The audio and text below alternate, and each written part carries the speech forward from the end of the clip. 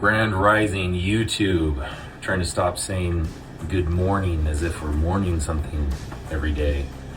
Starting off with this depressing outlook.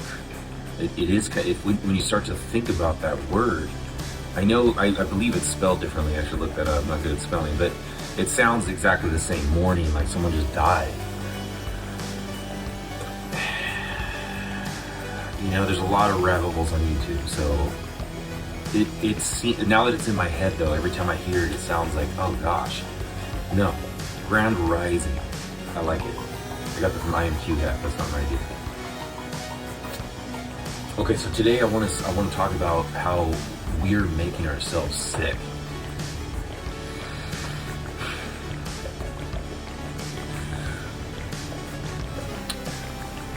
We all know we need to eat healthy, exercise, drink water, and get good sleep. But what does eating healthy mean? This is one of the hottest debated topics. Exercise is kind of common sense. I don't think anybody disagrees that exercise is good for you. Which exercise, how much to do it, these kind of questions are debatable, and tons of videos on the internet and books. But something, the key is something. We have to move.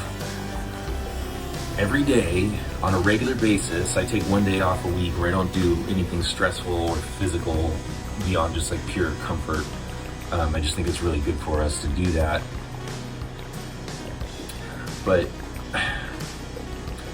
I don't really want to focus this one too much on exercise. I have videos about that. You know, obviously yoga, the heavy clubs, the mace. I've made videos about all. Or I don't think I have posted a video about the mace yet. But anyways. The diet, man. Sis, the diet, dude. Okay, so I have an average build or whatever, you know, FU, less than average build or whatever it is, you know.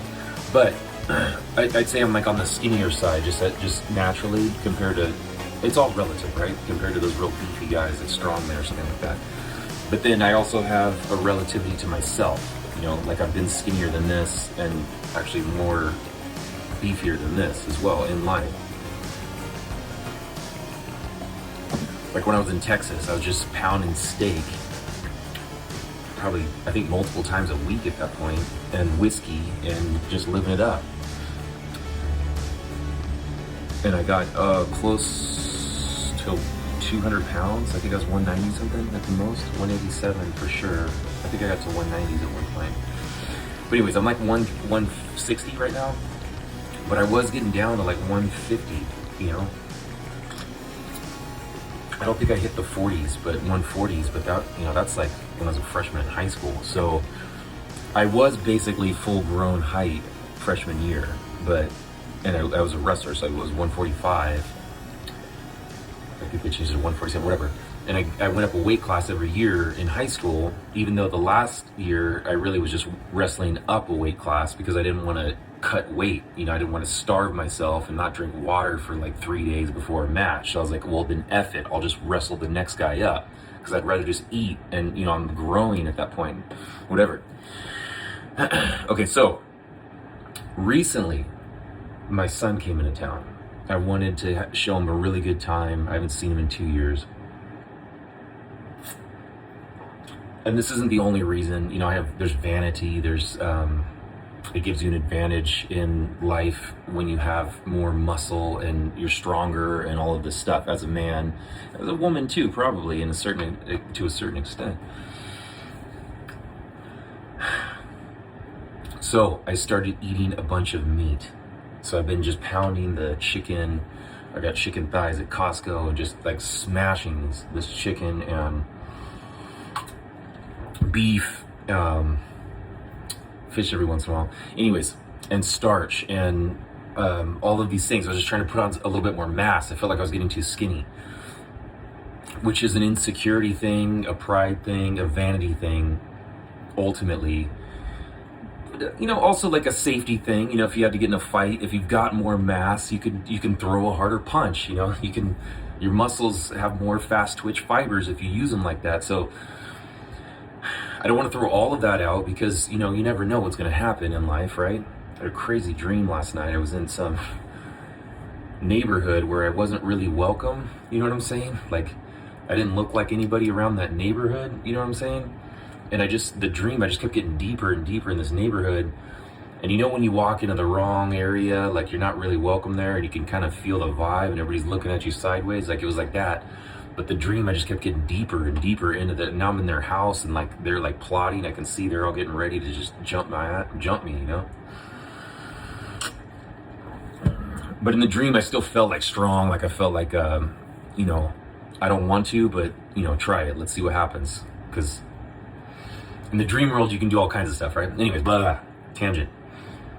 I started eating all this extra food because I wanted to bulk up a little bit. I wanted to show my son a good time, and I wanted to show him that his dad is strong and healthy. Okay? Well, what happened? Yes, I think I put on probably 10 pounds. Yeah, it was almost 162. So basically almost 9 pounds, 9 or 10 pounds. And it's not fat. My fat percentage went down. So it's basically all muscle. So I put on like 9 or 10 pounds in a pretty short period of time.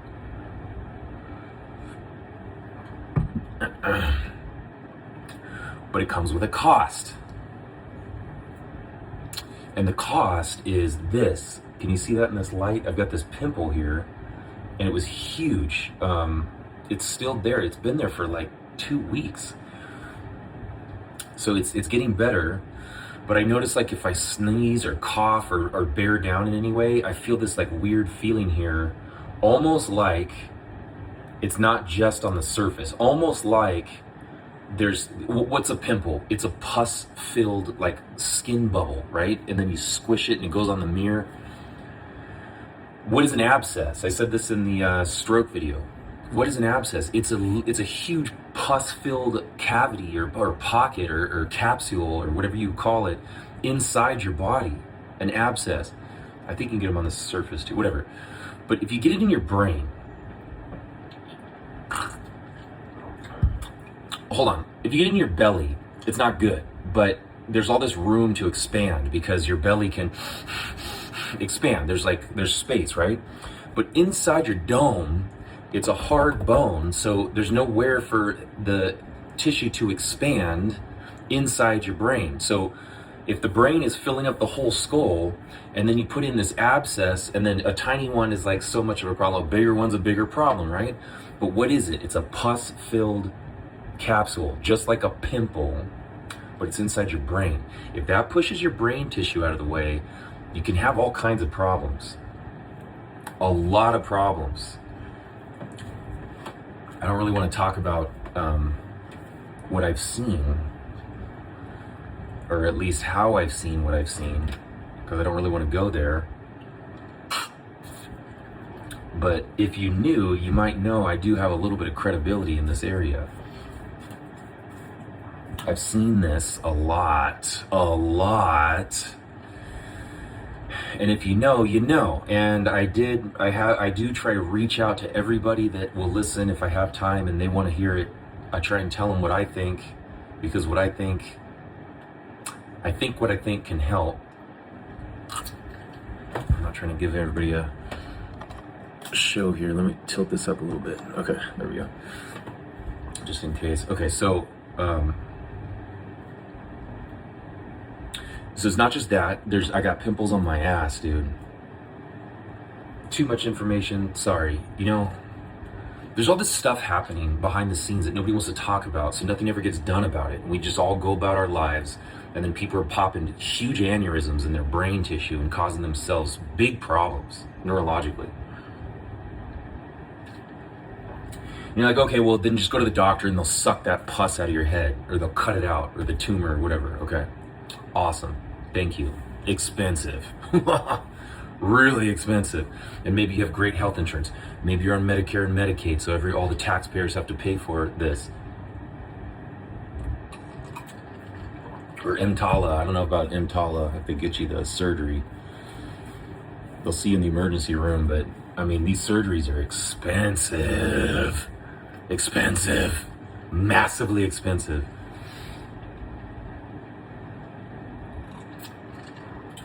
And you're like, well, there's nothing I can do about it. And thank God for Western medicine. Yes. But what I'm trying to say is maybe there is something we can do about it. In my opinion, there's definitely something we can do about it. And exercise helps, and everybody talks about exercise, and they say, "Oh, I eat healthy." Every single person almost says, "I eat pretty good. I eat healthy." I said this many times. It's, you know, but what does that mean? What does that mean? And I really do have a compassion for other people and random strangers I just met. I have a compassion for you.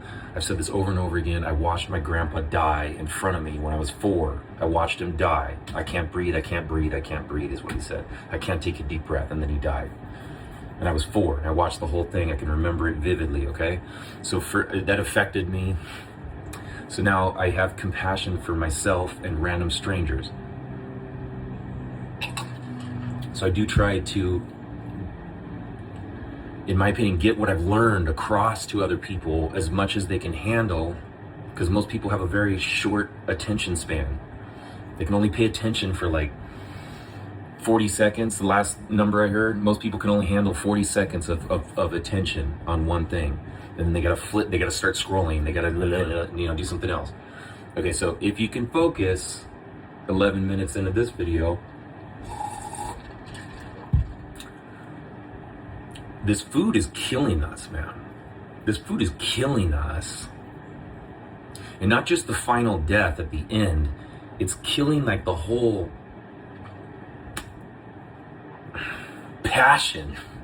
The whole passion is going into an addiction. You're a food addict. Remember Lucy? He says to the detective, you're a food addict. He always wants to have a snack. He can't just like go a few hours without eating something.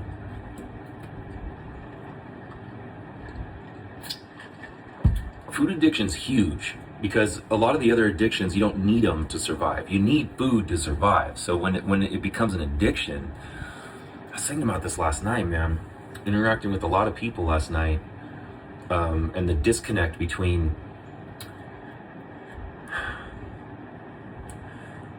certain types of food have certain types of consequences, especially if we overconsume them. Like everybody knows, if you eat too much sugar, you can give yourself diabetes and cataracts. I was listening to Marcus Rothkranz and Kara's his wife, and then Jillian Berry was interviewing them again. And they look amazing. Marcus is like 63 now, and his skin looks great. He's got a full head of hair. I lost mine up here. I hope it comes back one day, But maybe not. Maybe I'm screwed. Maybe I screwed myself, or it's my genes. I don't know. But what I do know is when I eat a certain way, I start to have symptoms pop up, like pimples. And like I said, when I bear down, I feel this weird pressure inside my head, right where this pimple is. Do I have an abscess in my brain? I hope, to my Lord and Savior, I hope not. But I do feel a strange sensation there. Maybe it's just the skin, maybe not. Am I gonna go get checked out?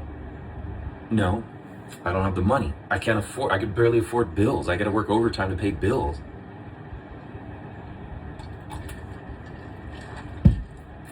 So hopefully I can get on a better path here and quit eating these foods that are causing pus to come out of various points on my skin. I've got one on my ass that's been there for like a month. I don't know what's up with. Is it a pimple? Like now I'm getting scared. Like, why is this thing still there?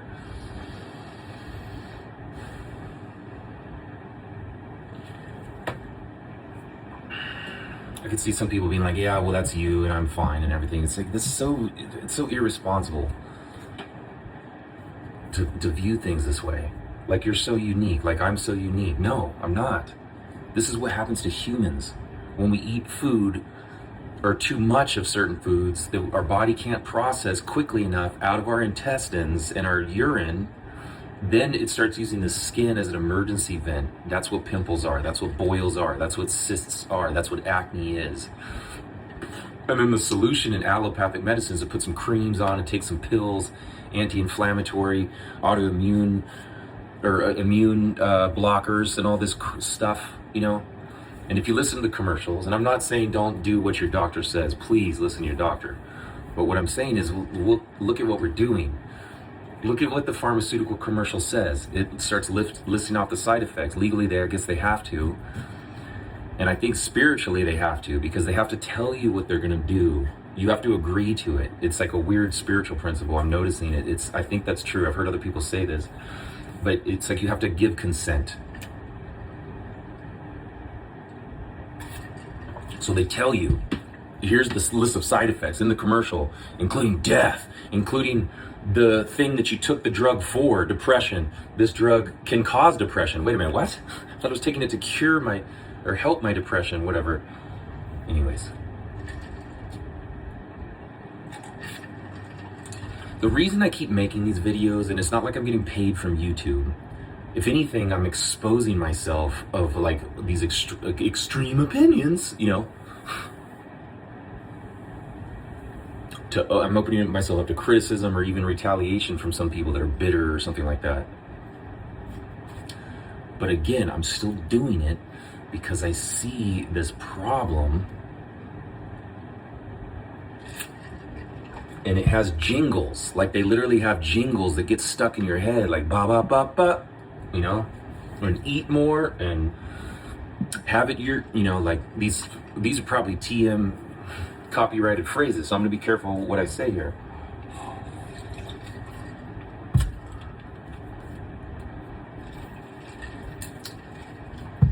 So for me personally, I believe, I have faith that what I did to myself, which was only like a month and a half, 2 months of just like pounding a lot of meat, you know, like instead of every few days, it was like every other day, every day for at points, you know.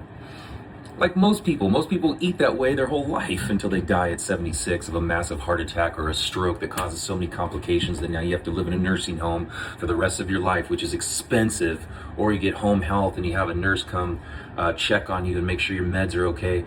But now your brain is shrinking because all the plaque in your carotids and your vertebral arteries, your brain is actually shrinking because it's getting less blood supply.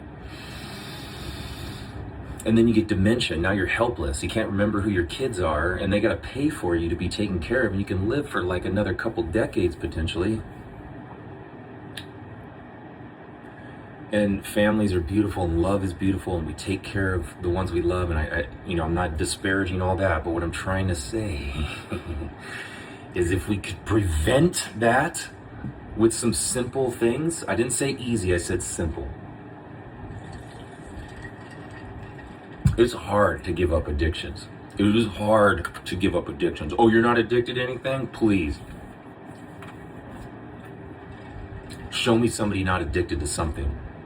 Most people, it's food. Most normies or NPC, whatever you want to call it, are addicted to food. It's all they talk about. What are we going to eat? As we're eating the breakfast, we're already talking about lunch. I'm like, sis. You're okay. Like you could go a long time without eating and be actually better. Not just okay, better. Like your body wants to fast. It's designed to fast. I've been kind of a pansy on fasting since I left Hawaii. But it's good for us, man. I've done a little bit, but it's time. It's time. Because otherwise, you know, if we do what everybody's doing, we get what everybody's getting, which is strokes and heart attacks and diabetes, high blood pressure, hyperlipidemia. Do you guys know what this means? Too much fat in your blood. Too much fat in your blood. We're like, we need fat. We need cholesterol. Yes, you do. But too much is too much. I just try. That is the main point. Maybe you can eat all this stuff, but too much is too much. Can we... Talking to myself.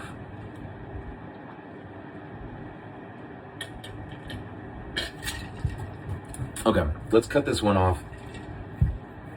Fruits and vegetables will clean you the F out. They'll clean me the F out. I'm back on it. I'm on day, this will be the 3rd day, I think, or maybe 4th day, since I've had meat or starch. Meat and starch are the, be careful how much you eat of that stuff. Starch is glue, starch is paste. That's how you make paste, is with starch. Ralph, I like paste. That's Ralph from The Simpsons, the idiot kid. Licking the paste stick. Remember the paste stick? Paste is starch. which is another way to say glue. It's glue. It sticks to you. It clogs up the intestines.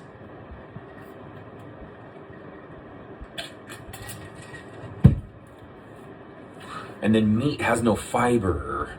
It has no fiber. Our intestines are like sacculated like this. It slows everything down compared to a carnivore. They have this smooth, short intestine. Everything goes through much faster. They don't have this rotting corpse sitting in their guts. And everybody's like, oh yeah, well I pooped it out like 12 hours later. No, you didn't. Maybe part of it. But smell your farts, dude. For like 3-4 days after you eat the thing, you can smell the fart from the food you ate 3 or 4 days ago when you're constipated, because it's still stuck inside of us. The fruit and vegetables clean us out. Everything else clogs us up. There's a short right there. That's it.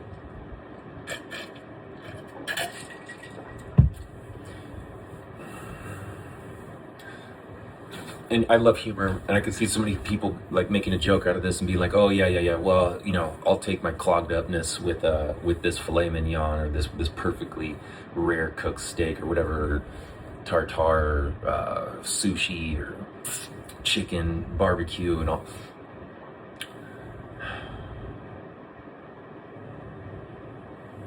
I really love people. I love all cultures. I love all cultures. I love everybody. They annoy me, but I love them. And you know, I've had a lot of friends. I mean, I'm not trying to brag. I think we all do. You know, social media, and then in life. You know, I work with a ton of people. So somebody said the other day, you know, I had some music going. They're like, "Hey, you're coming to the next barbecue." And I'm like, "Man, that's cool. Thanks, man. That's a really nice sentiment." Because I know, or I don't know, but it seems like in that specific culture, that's a big deal, man. The barbecue is like where we all get together, we all hang out, we enjoy some food, we charge back up, we inspire each other, maybe get in a couple fights, whatever, right? And I've been to a couple. I lived in Missouri, you know what I mean? Missouri. I remember this one we went to. Nobody had any money, so it was just like a bag of chicken wings for like 20 people. You got like 1 or 2 chicken wings, 2 if you're selfish. You know what I mean? We each get 1. It was hard times, but it was beautiful, man. But then I think, okay, well, then I see what's the result of the barbecue. I'm like, let me invite you to the juice feast.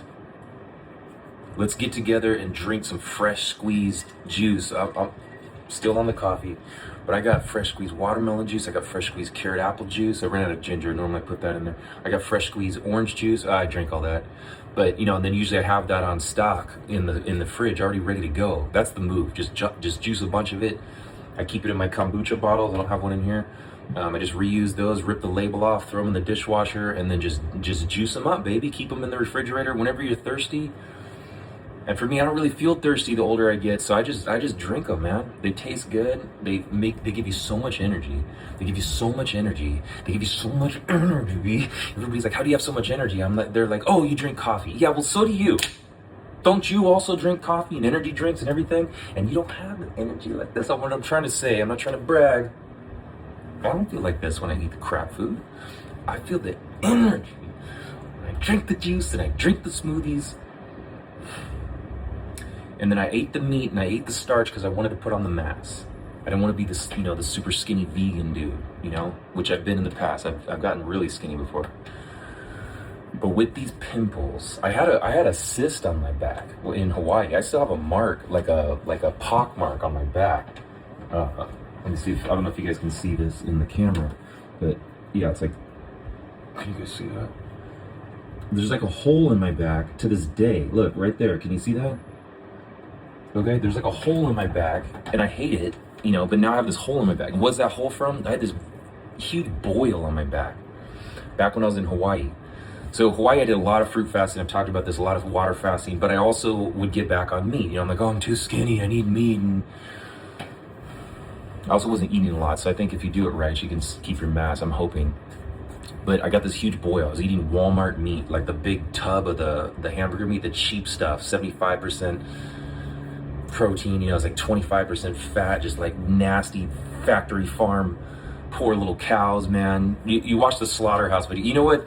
Here's another thing, man. The ethical side of veganism, is so ignored by people who eat meat, including myself. When I eat meat, I don't care about the animals the same way. I'm like, well, that's dinner. But then you stop eating them even just for a few days, and you're like, oh my gosh, like, what are we doing, man? Those poor cows, dude, those poor pigs. I saw a couple videos last night. This truck was going down the road. Pig jumps out of the thing. They're taking them off to the slaughterhouse. They're all stacked up in there. This thing busts the gate open somehow and like falls off on the freeway, whatever, on the freeway. And this family rescued the pig, took it home, and then raised it like a dog. And the thing was so cute. It was so genuinely grateful and happy. And then it got all fat, like pigs do, and they're putting clothes on it and taking videos, and they're just loving this pig. And it's a slaughterhouse pig. This is the pig that was going to be everybody's, I don't want to say their name, whatever, bacon. That was the bacon. And don't forget about parasites. Parasites mind control the host. They mind control the host. There's parasites that live in pork, and there's parasites that live in humans. And part of their life cycle is in the pork, and part of them's in the human. Pork tapeworms, an example. Trichinosis, or what are they called? There's trichino worms. There's different kinds of worms and parasites in the meat that mind control the host. And by the way, if the parasite lives in both animals, part of the mind control is to get you to eat that animal so that it can get the new generations of their offspring into you. And I've even heard, I need to finish this book, Parasite Rex. I read half of it. But he just went through all these examples, and even sexual things. Like there's parasites apparently that can get transferred through sexual contact. I mean, syphilis, gonorrhea. We know all the STIs, right? But they mind control you, according to this book, to go spread them. And to eat this food that propagates their offspring inside of us. Bro, sis, you're like, I don't have parasites. Are you sure? Are you sure about that? I don't know. I'm not a doctor. Are you sure about that? But read Parasite Rex. You might start wondering if you do. I've never got the test. You got to send your feces to a vet and ask them to test your dog's feces for worms.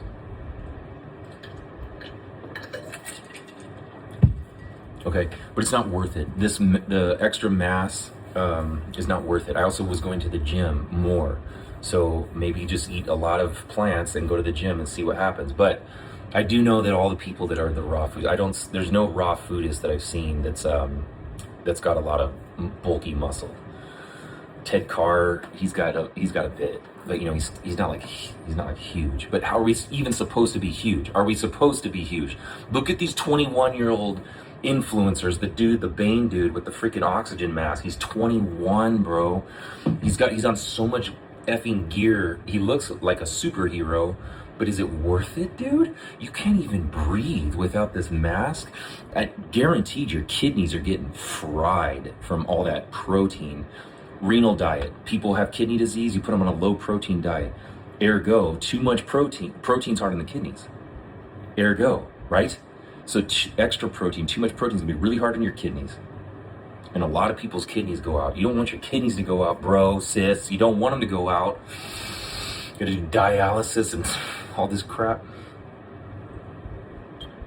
for the rest of your life. Go into the dialysis center and sit there for 3 or 4 hours, once or twice, 3 times a week. You want that? If you make it that long, a lot of these guys are dying in their 20s with heart attacks and strokes. Look at your blood. Look at your blood. Think about the blood. You want it red, right? I gotta put the hyperlipidemia blood draw with the cream on top. The cream on top of the blood in the tube. That cream makes your blood thick. Like it separates in the tube, right? But in your stream, it's floating around in all your blood vessels. It's thick blood. Thick blood is harder to push. Your heart has to squish harder. And it's coating the walls, putting plaque on the walls. So the vessel's getting narrow. I've already made videos on this. I don't want to get too detailed about this, but that is not from lemons or celery or lettuce or apples, excuse me, or oranges or grapefruits or all the fruits and vegetables. It's not from that. Even avocados and coconuts. Don't put plaque in your arteries like brisket does, like chicken wings do, like chicken breast does, like salmon does, like tilapia, and the fish is high in fat too. Am I saying don't eat fat? Everybody's got this black and white, I'm cussing, sorry. So many people have this black and white thinking, like it's either this or it's this. It couldn't be anything in between. Or a third option. It couldn't possibly be those things. It has to be one or the other. Democrat or Republican. Red or purple. You know, it's like, or blue, whatever, right? The spectrum. It has to be one or the other, nothing in between. And everybody knows there's a spectrum, but so many times we get on these topics and it's like everybody's mind like defaults to and there's nothing in between. I'm like, no, dude. No, sis.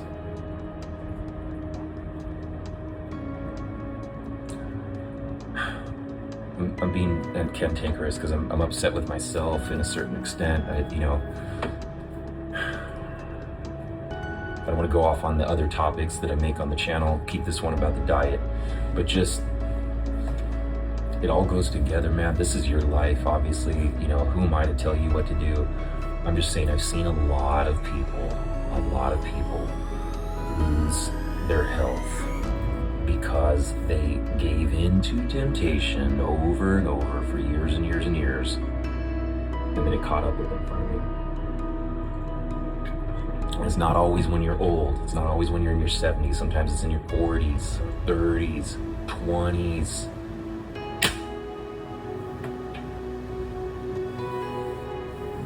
Okay. Fruits and vegetables will clean you out. Everything will clog you up. You decide what you want to do with that information. Later. Peace, love, and blessings.